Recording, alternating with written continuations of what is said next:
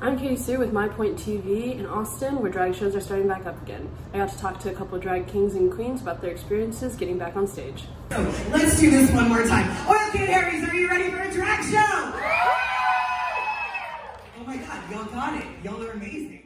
After a year of not being able to perform, drag queens and kings alike were getting nervous. Lots of queens were losing their main source of income. Now that bars and venues are reopening, drag performers are more than ready to hop back in and perform the house down. But how fairly are these performers being treated and paid now that they're back? Most of it was just that, people were losing a giant source of income. At the end of the day, when performers are not getting paid their usual rates and are having to rely on tips from a Twitch chat, you're not going to want to stay on there. Drag queens were having a tough time getting bookings, but it was even tougher for alternative drag performers. It completely destroyed my bookings. I didn't have any bookings. There were none. They did not exist. Jack Rabid gave a rundown of his hardships as a drag king. After the vaccines had come out and they're like, okay, we're gonna start live shows again. Oil Cans was actually the one who reached out and we're like, we want to have a drag king show. They are right now on 4th Street, the only one who have a drag king show. They're the only ones who have drag kings on cast.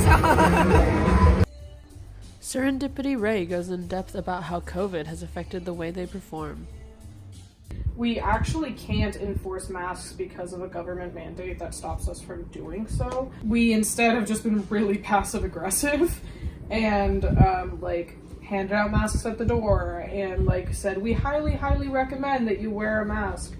But in terms of safety measures, to be completely honest, it isn't really that safe.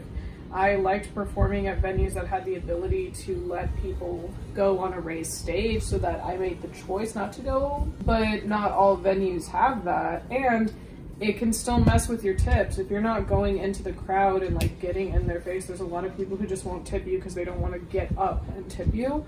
So it really is just kind of a guessing game.